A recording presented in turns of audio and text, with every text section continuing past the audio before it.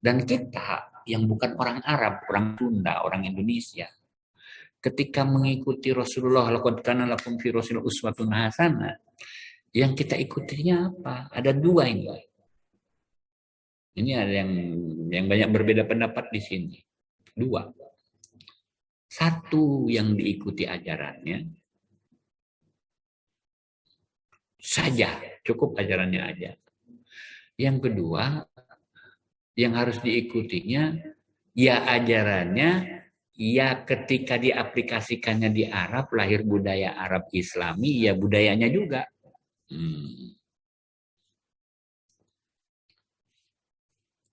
Kalau hal-hal yang sifatnya ritual vertikal, ibadah mahdoh, itu mah kita totalitas. Sallu kama ra'aitumuni usolli, itu kata Rasulullah. Dari segi ajarannya, totalitas. Tapi apakah dari segi budayanya ketika Rasulullah sholat, harus kita ikuti juga? Enggak. Rasulullah sholat pakai jubah. Apakah kita sholat harus pakai jubah? Enggak. Boleh pakai celana? Ya boleh. Kita mau orang Sunda. Rasulullah pakai sorban. Orang pakai bendok. Bertentangan? Ya tidak. Ini kaitannya budaya. Tapi syarat rukun sholat sarua jeung Nabi Muhammad Shallallahu Alaihi Wasallam, ajarannya sama. Tapi budaya yang dipakai ketika sholat kita berbeza budayanya dengan budaya Rasul. Berbeza.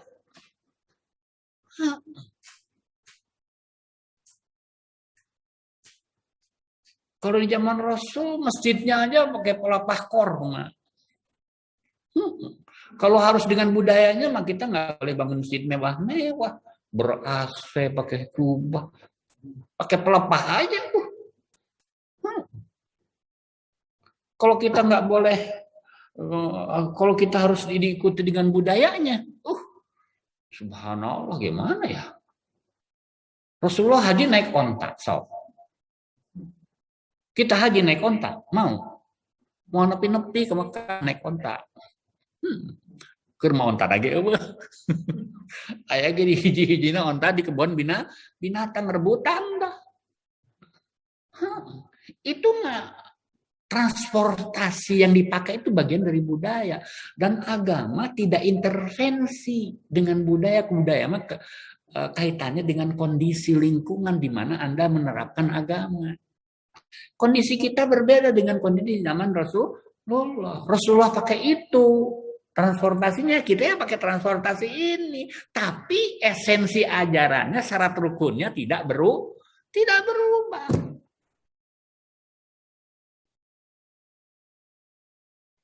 Rasulullah sholat syarat rukunnya adalah diantaranya adalah nutup aurat. Ya tak?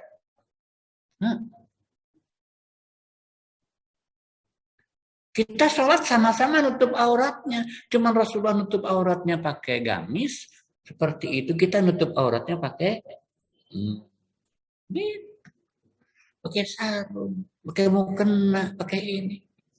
Itu kaitannya sama budaya, bukan ajaran. Tapi ajarannya sama, rukun sholatnya sama. Itulah yang saya maksud. Yang kita ikuti ini cukup ajarannya atau harus berikut dengan budayanya. Kalau dua-duanya, yang namanya kebudayaan itu berkembang di setiap tempat, komunitas, dan zaman. Di setiap suku. Ya, agama tidak intervensi dalam masalah kebudayaan. Itu namanya. Makanya agama itu sebenarnya memperkaya khazanah budaya. Agama itu menjadi sumber kebudayaan. Gara-gara ada kewajiban ini, lahirlah budaya ini. Tapi tidak ada yang seragam, berbeda di semua komunitas. Berbeda. Iya. Nah, iya. Komunitas jelema ya, ada komunitas orang yang belajar agama tuh. Laqad kana lakum fi Rasulillah uswatun hasanah. Kita harus seperti di zaman Rasulullah kafah. Kita harus ini. Dari mulai jenggot kudu siga Rasulullah, dari mulai cingkrang harus siga Rasulullah, dari mulai itu, dari mulai ini harus kayak Rasulullah. Apa kayak gitu lah. Ya kasihan sih, kasihan. Gak bisa membedakan antara mana normatif yang harus diikuti dan mana budaya yang kita bisa berkreasi, berkembang sesuai dengan kondisi masing-masing. Makanya bagi orang yang belajar agamanya harus seperti zaman Rasulullah, harus mengikuti budayanya juga. Apa yang terjadi? Yang terjadi bukan islamisasi, bukan menyebarkan agama Islam. Yang terjadi adalah penyebaran budaya Arab di bawah payung agama. Nah, itu yang terjadi. Arabisasi Indonesia atas nama agama. Itu yang terjadi. Orang lain orang Arab, orang Sunda. Sanajan orang leluhur orang mungkin tidak mustahil ya dari keturunan Arab, dari para sahabat atau apa yang dari Sadah turunan Rasulullah yang ke Indonesia ikut menyebarkan, ya silakan. Tapi kita di sini adalah orang Indonesia yang beragama Islam. Kita ambil norma-norma teoritis idealis tadi yang kita terapkan sesuai dengan kemampuan kondisi dan zaman. Dan pola yang seperti ini yang tidak ada memaksakan kondisi, itulah yang disebut rahmatan lil alamin. Islam yang rahmatan lil alamin ini mungkin mereka mau memakai nama tersendiri, akhirnya muncullah Islam Nusantara, muncullah Islam apa itu memang ngateh. Tapi bagi orang yang nggak mengerti, yang kudu dua nana, nggak ada Islam Nusantara, nggak di zaman Rasulullah nggak ada yang mana. Di Islam Nusantara bukan agama baru. Itu bagaimana penerapan agama yang berpijak pada kondisi, kemampuan kondisi yang rahmatan lil alamin, tidak ada paksaan. Iya. Yang toleransi dengan yang lain, yang rahmatan lil alamin, itulah pola itulah yang disebut oleh mereka. Tapi bagi orang yang nggak paham pola itu ya, atau memang yang merasa ya itulah, Anda mungkin bisa menilai sendiri. Terlepas dari dari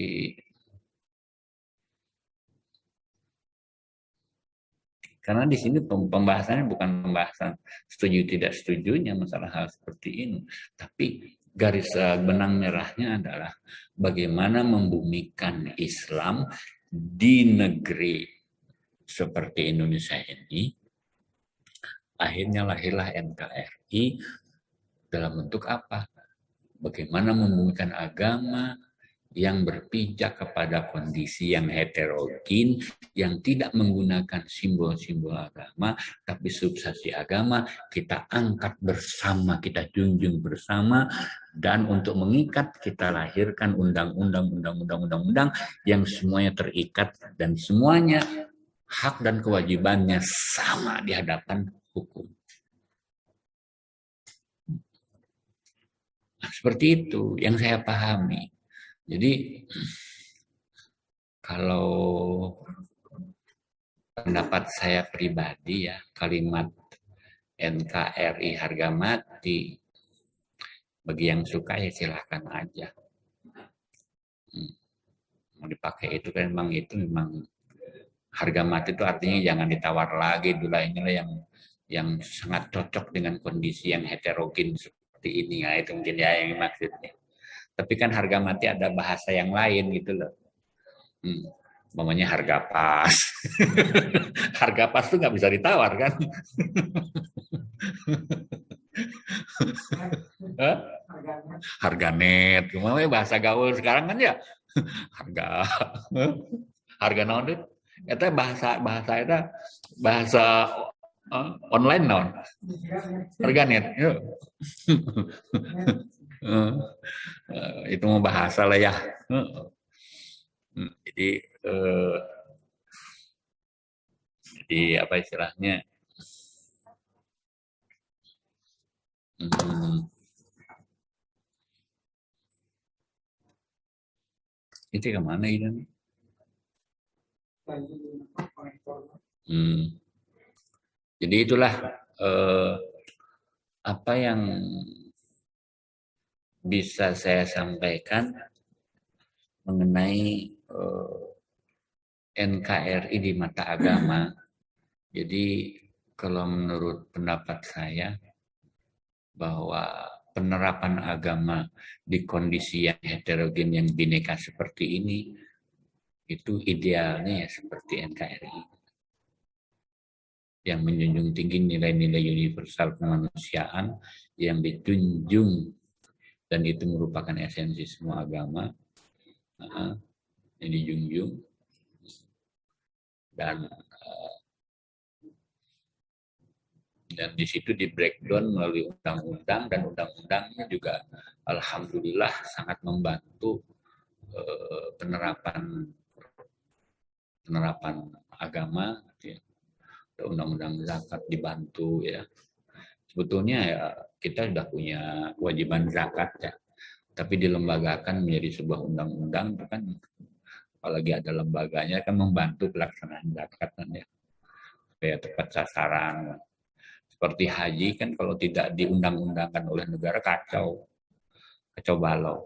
Nah, makanya alhamdulillah kita ada undang-undang haji gitu ya, yang membantu.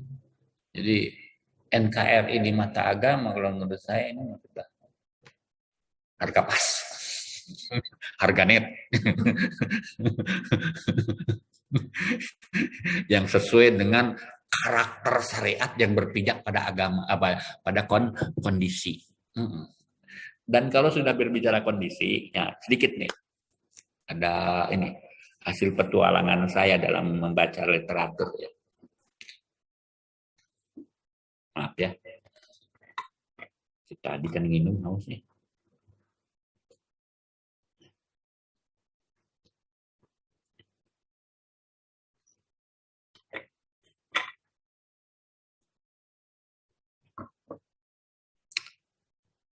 Kalau saya melihatnya, kalau berbicara kondisi, itu ada semacam, maaf ya, mungkin di depan saya ini banyak ilmuwan lah ya, akademisi. Kita mereka sarwarik untuk karena kumadinya, makajennya, keharti sukun dekajen lah gitu. Dan saya melihatnya gini, kita ini adalah anak zaman, dibentuk oleh zaman.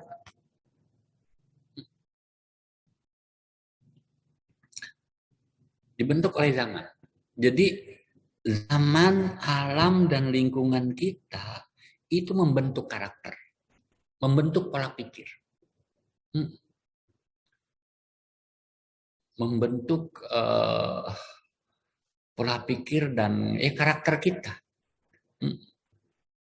Seperti saya waktu SD, ya, karena waktu itu belum ada zaman HP ya, belum ada kan HP kan waktu itu 40 tahun yang lalu kan belum ada HP, sehingga tidak ada budaya pulsa. Kalau ada tulisan, ada sebuah karangan gitu ya tentang pulsa, tentang sinyal, dia ngaku tahun 50-an, tahun 60-an itu bodong karena tahun 60 belum ada HP gitu. Belum ada bahasa pulsa, belum ada bahasa kuota, belum ada kan. Jadi zamanlah yang membentuk pola pikir kita dan membentuk bahasa lagi. Iya, budaya. Setelah kita dibentuk oleh zaman, kita mempunyai pola pikir yang akan menghasilkan pikiran-pikiran yang menjawab tantangan zamannya. Nah itu luar.